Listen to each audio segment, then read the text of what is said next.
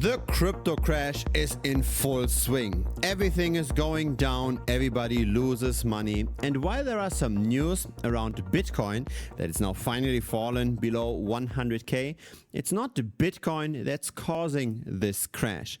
This is not Bitcoin selling off and the altcoins following. This is Ethereum selling off.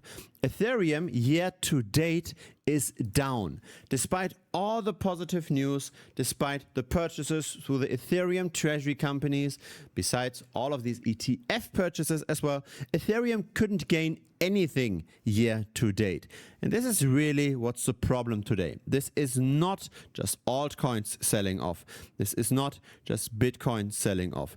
There's something really bad happening with Ethereum. Have a look at the Ethereum dominance. We talked about this chart regularly on this channel. We had a nice bounce in the middle of April. This is also when the treasury company story started popping up. This is also when the purchases through the ETFs accelerated. This is what Tom Lee did.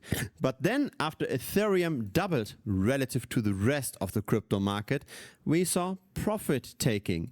And that profit taking is now accelerating. And this is really what's causing currently the crash. Have a look at how the dominance metrics changed in the last 24 hours. So again, just a quick recap. Dominance shows how important is one particular asset within all of crypto. So currently 11% of all of crypto is in Ethereum. Now Ethereum's dominance fell by 6.8%. Now compare this with the Bitcoin dominance. That went up by 0.7%, which is kind of to be expected, right? Whenever crypto prices go down, there's a flight to safety, and Bitcoin is regarded as the safest of the cryptocurrencies. So whenever this is crashing, Bitcoin dominance going up is okay. But there is some surprise here. Have a look at Solana dominance. Solana dominance did not fall as much as Ethereum dominance. Usually we would expect that Solana dominance should crash more than Ethereum because it's more risky. Now this is a small surprise. The bigger one is this here. Others dominance. Others dominance is up, and this is not normal at all. There is a strong correlation between Ethereum and the altcoins because some altcoins are directly bound to Ethereum liquidity. But this time, the altcoins, relatively speaking, are gaining. Yes, in US dollars, they are going down, but on average, they're going down less than the rest. This is not a crash led by Bitcoin. And it is not a crash led by the altcoins. The others dominance is up. This is truly a sell-off of Ethereum. And nobody knows who is selling that aggressively right now. AI does give us some fake reasons, but of course, technical breakdown, macro risk factors, stablecoin flight, all of this doesn't explain why Ethereum is falling much more than the rest. Now we have anticipated this. I have gone out of Ethereum for quite a while and I published many videos on the topic. Just have a look at the recent videos on this channel on ETH. Ethereum on the way down, Ethereum crash soon, get out of Ethereum, why should sell your Ethereum, the ugly truth about Ethereum, etc. You get the gist. If you don't want to miss any future videos on Ethereum, then of course feel free to subscribe over here, right? I'm not always bearish on Ethereum. I'm only bearish in the last few weeks. Before that, around the middle of April, I bought quite a lot, mainly through relative evaluation trades. So I was shorting the altcoins while going long Ethereum. Fundamentally, the problem is simply that the demand for Ethereum from Wall Street has completely died down. This is the spot Ethereum ETF on-chain holdings. So yes, there is still some purchases, but it's not quick enough to offset all the profit taking. Have a look at the stacked Ethereum by the holding companies. Yes, this is going up. This might look positive, but once we remove Tom Lee's Bitmine from this chart, we see pretty much zero acquisition. And even with Bitmine, we see how the acquisitions have slowed down in the last few weeks. So really, the purchases through Wall Street for Ethereum have slowed down considerably. And so it's not really that great to just be idiosyncratically exposed to ETH. Now let's say we continue to be bearish for Ethereum because it's likely going to continue to drop over the next weeks. Is there still an opportunity in this market, at least relatively speaking? Does it make sense to buy something else? What about the idea, for example, of buying Bitcoin during this dip? Is this a potential opportunity? Now, there are some arguments to buy this dip in BTC. The first argument is that Bitcoin's dominance will likely continue to rise. It went up today, it's likely going to go up in the next weeks, again because the market is becoming more and more risk off. And historically, we had to see the 73% in Bitcoin dominance for an altcoin season, or at least for an Ethereum rally to happen. We are very far away from the 73% mark, so very likely we continue to see Bitcoin dominance growing from here. So there's an argument to be made to prefer Bitcoin over other cryptocurrencies. But there's even a case for a short-term US dollar exposure to BTC. Not just go long BTC and short something else, but actually just buy plain Bitcoin. What we see at the top, this is the stable coin dominance. So that's total minus total ES. Total ES is the cryptocurrency market cap excluding stablecoins. So we're looking at the stablecoins as a fraction of all of crypto. This tends to trade between 5 and 9% in the last 2 years.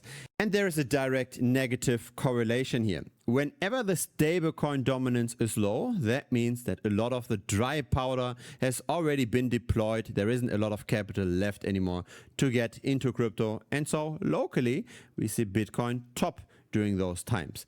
Whenever the stablecoin dominance is high, there is a lot of money on the sides that could get deployed. And so locally, Bitcoin tends to bottom at these points. So in other words, we sell over here, we buy over here, we sell over here, we buy over here. And currently, we are very low. We are not yet exactly at the 9% mark, but we're getting extremely close. And so we might see yet again another local bottom. Now, how long will this last? Are we going to see new all-time highs? Or are we just seeing a little bit of a bounce? It's very hard to say, but at least in the last 2 years, we had been within this trading range for a while. And the people are very much risk off. And historically, it was a good time to buy whenever the stablecoin dominance was at these elevated levels. Again, I do think that it's better to buy Bitcoin here than to buy Ethereum. Simply because the long-term outlook for Ethereum doesn't look that great. I don't know where the purchases for ETH should come from. The purchases for Bitcoin are very clear where they're coming from, right? They are coming still from the treasury companies and from the ETFs. Here, the purchases are much more consistent. Here, have a look at this long-term chart. So the treasury companies are here in orange and the ETFs are in blue. And again, we've got much more history for this data set. So we can clearly say that Bitcoin will become a less and less liquid asset over time as the circulating supply goes down because there's simply long-term acquisition by those two entities. That's not necessarily true for Ethereum. For Ethereum, it doesn't look as constant. I believe Ethereum is in such a bad shape that it's likely going to continue to underperform the altcoins. Have a look at this. This is the Ethereum market cap relative to the others market cap. So that's the altcoins that are not in the top 10. And this tends to trade in a somewhat predictable range. And we have anticipated this as well. So again, feel free to just follow this channel. If you so far got some value out of this, by the way, feel free to also give this video a like. I publish videos regularly, and a like, of course, will help to spread the video to more people on the YouTube platform. My base case is that Ethereum will sell off more than the altcoins, that this is an Ethereum-led crash, and that the altcoins might go down as well, but on average, they might go down less than ETH. What I think is better is to simply bet on Bitcoin and then potentially still bet on falling prices of altcoins. I like to do that, especially of the highly inflating altcoins, the altcoins that have a growing circulating supply. Bet on falling prices of those and at the same time buy Bitcoin and play the delta.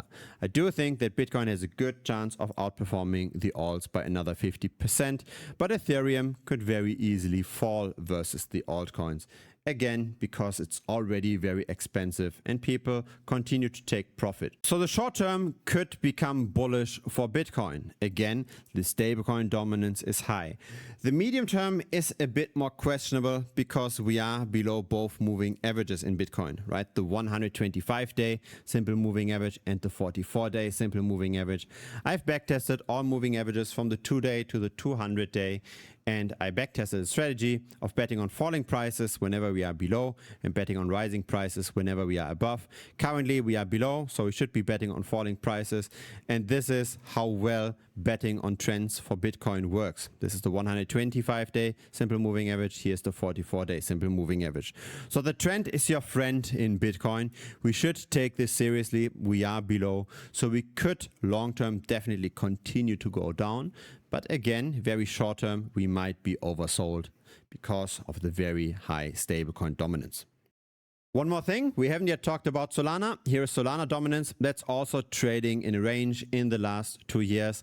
It's coming now closer to the bottom, but there is still potential downside. There's another potential underperformance of maybe 12% or so. It might make sense to buy some Solana at that point. But again, I think those naked longs, as in just buying Solana directly, is comparably risky right now. I think it's better to just use Solana for relative valuation trades once we are low here. In other words, we can go long Solana and we can go short a few altcoins that are a bit more risky. So for example, very highly inflating altcoins on the Solana chain. Okay, thank you very much for watching again. See you next time. Hope to see you here on YouTube, but also in case you want to know what I'm currently doing in this market, I made money with this crash, by the way. Feel free to check out thebitcoinstrategy.com. This is where the premium membership is available. There's also a 1-week money back guarantee. So in case you don't like premium, you can simply just unsubscribe, send me a message, and I'll refund you 100%, no questions asked. See you next time. Bye-bye.